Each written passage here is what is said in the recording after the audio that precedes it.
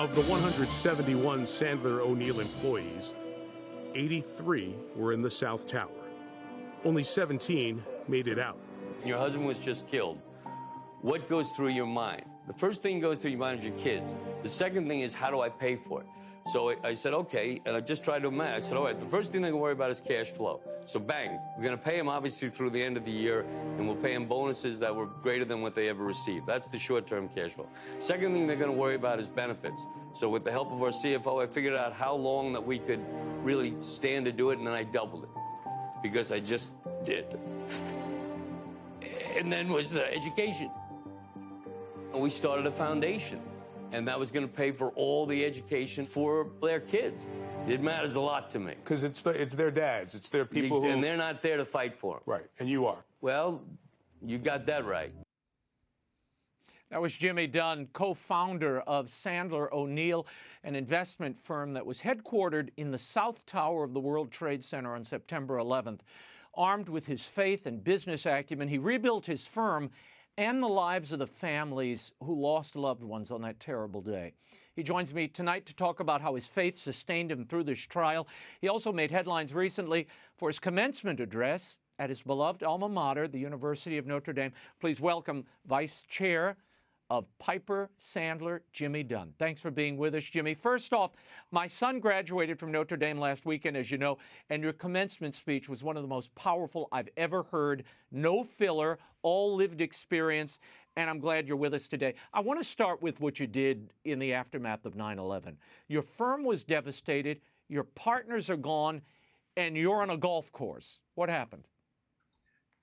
Well, you know, we had an unbelievable firm, and we had great partners, and we had an executive committee of Chris Quackenbush and Herman Sandler that were just incredible.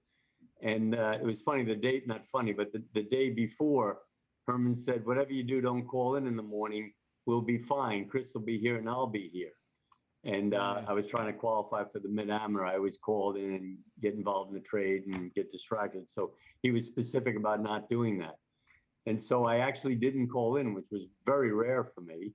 And then I was on about the fourth hole, and a man came out and said, you had to call your office. He wasn't clear about what it was. And by the time we were driving back, he said a plane had hit the World Trade Center. I made the assumption it was a small plane. I couldn't envision what happened.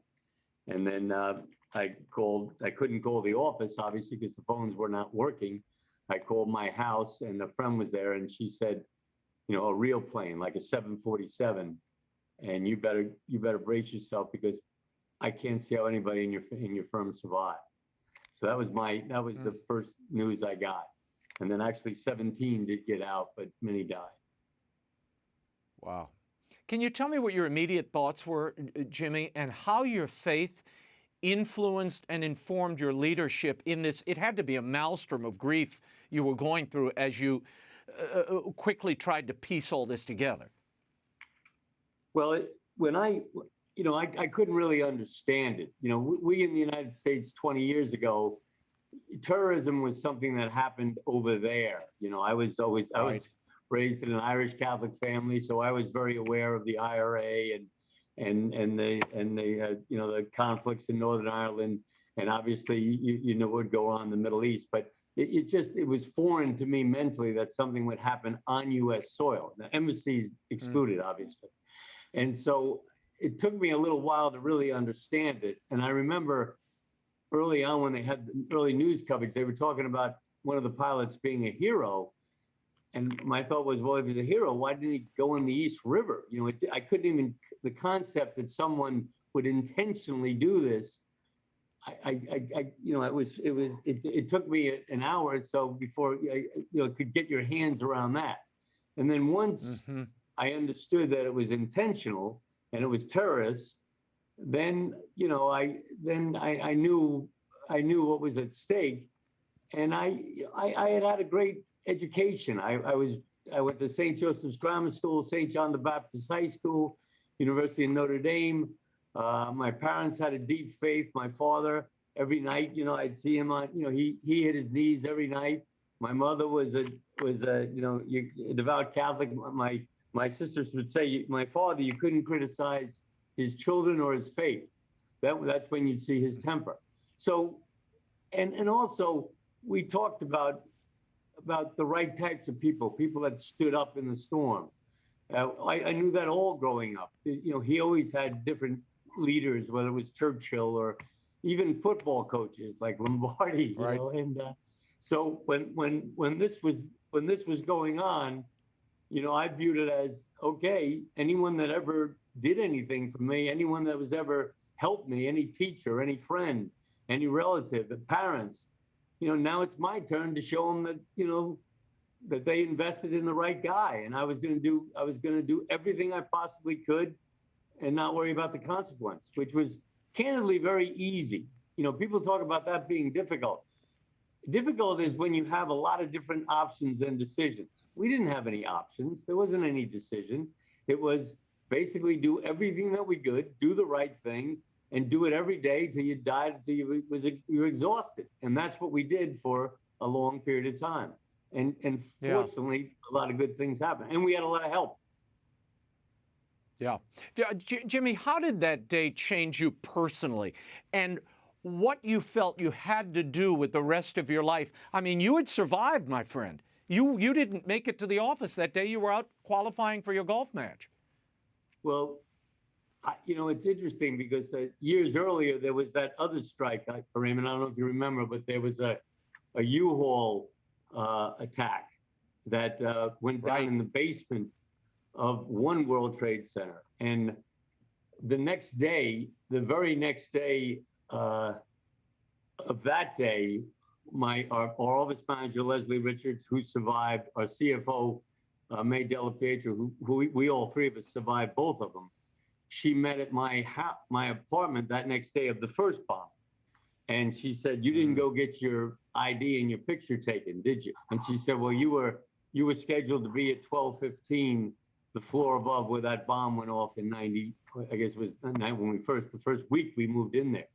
So I had that experience of kind of missing it the first time. And then when the second one happened, it was just, it was, you know, devastating, but, you know, we had a job to do. We had to survive. And our plan was a simple one. You know, when there was a scholar was talking about what terrorists do and how they don't want to just kill people, they want to intimidate. And they want to use that intimidation to leverage. So it wasn't just a matter, they tried to kill. I mean, they bombed the building at 9 o'clock the Tuesday after Memorial Day. Everyone works the Tuesday after Memorial Day. And I would have thought most everyone was in the office at 9 o'clock. As it turns out, a lot of people were not. So they were trying to kill 60,000 people and killed thousands as it was. So I just established that whatever they would expect us to do, I would do the opposite. So they'd expect us to be afraid, I was going to be strong. They expect you to run, I was going to dig in. And we were going to find the people to do that with. And that's the key of this whole thing, is the people that came to our aid, our friends, people we didn't know, people from all over the world that wanted to help. And so we didn't have any trouble getting out of bed to get to work in the morning. So was there any question about what you had decided to do and what that Sandler O'Neill Assistance Fund continues to do for employees' families? I mean, there were 71 kids to educate. A lot of companies might have made the opposite decision, Jimmy. Yeah, I don't care about that. I mean, we knew what we were going to do, all right? And we knew what the moment was all about. And what I had said early on at a partner meeting was, look, we're going to hear a lot of people say things that are nice about us. And we're going to, at this point in time, we're going to hear some tough things because people were distraught. You know, wives lost their husband. They couldn't explain it. They couldn't rationalize it. Why were they there? Why was I not there? You had a lot of that kind of guilt comment. So my point was, we're going to hear both sides of this equation. And here's what we're going to do. We're going to ignore it. And what we are going to do is think about someday our kids. I have 3 children, 2 graduated like your son at Notre Dame. But at that time, they were really young. This was 20 years ago. So they were 8 and 5. And my daughter was 3. And so my point was, someday they're going to meet somebody from 9/11 who lost it. And they're going to find out that their dad was Jimmy Dunne and their child and their dad died on 9/11. What that kid says to my kid about how we act, that's what I was going to worry about, and that's what we were all going to worry about. So and that's why it was, you know, we with a lot of friends, we built the Assistance Foundation. We became profitable again. We paid benefits for 10 years, and we've done our job. But we did what we should do. We, you know, I never felt like we were doing anything extraordinary. Honestly, I still don't. Well, but it's still an extraordinary example because, again, a lot of companies would not have made that decision, and certainly not in the moment. Now, I want to get to your commencement speech, but before I do, talk to me a bit about leadership. Where does leadership originate, Jimmy? Is it an ability to lead? Can it be taught? I know your father told you early, I read it in an interview, be a leader, not a follower, Jimmy, and he taught you to anticipate. How important is that? Well, he didn't get a college education, but he knew the value of an education, and he was a tremendous father. You know, when we were young, we'd go at it. You know, I was dumb, and I had what I call young person's disease, and you know, I'm stupid, and but so I argued with him a lot, and I was almost always wrong. But the reality was, he had a lot of respect for people that stood up in the storm. And so that was inbred in me. He had a lot of respect for people that could say no. He had a lot of respect for a guy that would stick up for you when others were against you. So I had all those sort of things ingrained in me early on, and they're still right in me. And I would venture to say that my children have the same thing. They're all tough, you know, and they're you know, they can stand up to heat. And so there was this caddy culture. We were playing golf. Guys that could handle pressure. It was viewed as they were better. Guys that could think under pressure, whether it was gin rummy or golf. And so I had those things that were very, very important to me, which was not a normal upbringing. Usually you don't hear about, you know, I'd have a caddy that was 20 years older than me that was, you know, kid, you can play under the heat, you know, so I believed it. I believed I could perform better under pressure. I still believe I can perform better under pressure. So when this unbelievable pressure cooker of 9/11 occurred, I don't want this to sound wrong, Raymond, but I felt that I was uniquely qualified to do it. And that was the result of my father, my mother, my sisters, guys I caddied for. I don't know, you know, you know, I had a lot of, I loved Mandela. I loved Lincoln. I loved people like that. And that helped, I think. Well, we're all called. I think we're all called to our moment, Jimmy, and life and God prepares you for that moment. And you were certainly and are a man of this moment and the present one. I want to give people a little taste of your commencement speech. Watch. You'll be relieved to learn that I'm not here to lay out life's path for you. This won't be the gospel according to Jimmy Dunne. You'll choose your own way because that's part of life, figuring out things for yourself. All I can offer is some of my own experiences. They explain what we owe to this university and what anyone stands to gain from the lifetime gift of a Catholic education. Some of my experiences were pretty raw, and it is still difficult to talk about them. Forgive me, it's impossible for me to speak about 9/11 and my alma mater without getting emotional. What did it mean to you to deliver that commencement address at your alma mater, Jimmy, particularly this year after 15 months of a pandemic and lockdown amid all this uncertainty? Well, you know, Father John called me about it, and you know, I've talked to classes, I've done things, I've had different things like that. But you know, Notre Dame football stadium, 20,000 people, it's a little different stage, you know, and right. And I'm more of a on your feet thinker, and you know, you can't give a commencement just completely on your feet. You can do a little bit of it, but so my instinct was, let me get Condi Rice, or let me get Cardinal Dolan, and John was firm. He said, no, Jimmy, this year I need you to do this.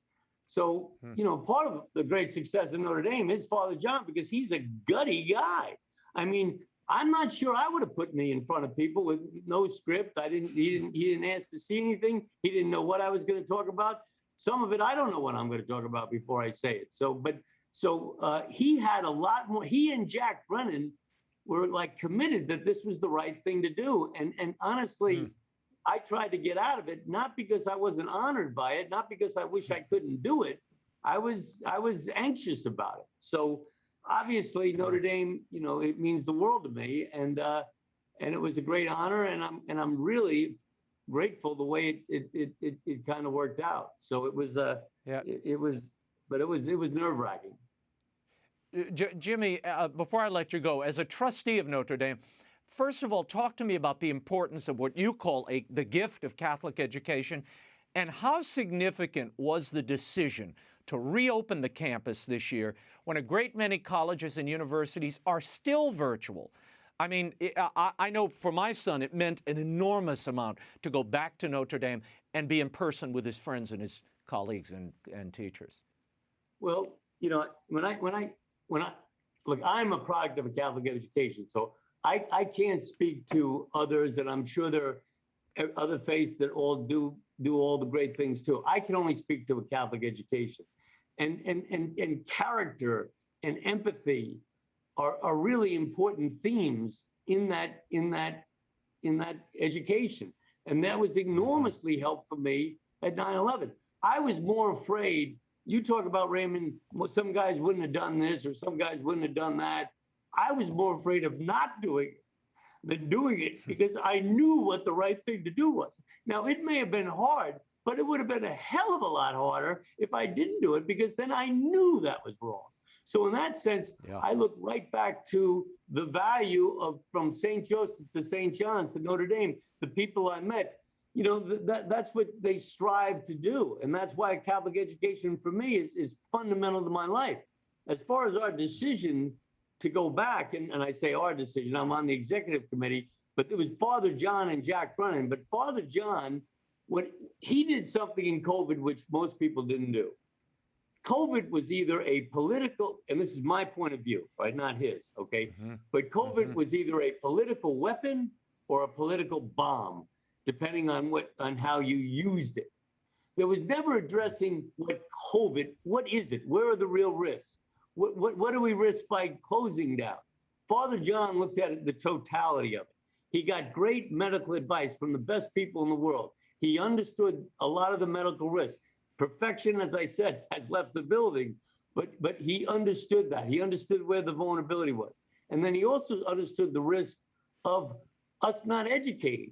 So here we believe, and I think I said it in the speech, that a great university, at least I believe, a great university, you learn more than they teach you. And that's very true at Notre Dame, through the residential life, the communities, all of the other things that were so invaluable to my upbringing. And John really felt that in-person education is incredibly important. And then there's the research side of it. So for us to simply say, "Ooh, this is risky, we better just shut down because it's politically safe," he was never going to accept that. It wasn't perfect. We had a lot of social distancing. Everybody was wearing masks. The football games weren't the same. But the reality of it is they had a benefit that a lot of other people did. And although they're young, I think they then appreciated the risk that Father John took. But he basically evaluated on what do we lose and what do we gain? And the notion of his ass would have been covered by simply saying we're shutting down, he was not willing to do that. Jimmy, he, like you, made a gutty decision and the right one in the moment, and that's not always easy to do. I thank you for being here. It's an honor, and I hope we can do it again. Thank you, Raymond. I really appreciate it. Best of luck to you.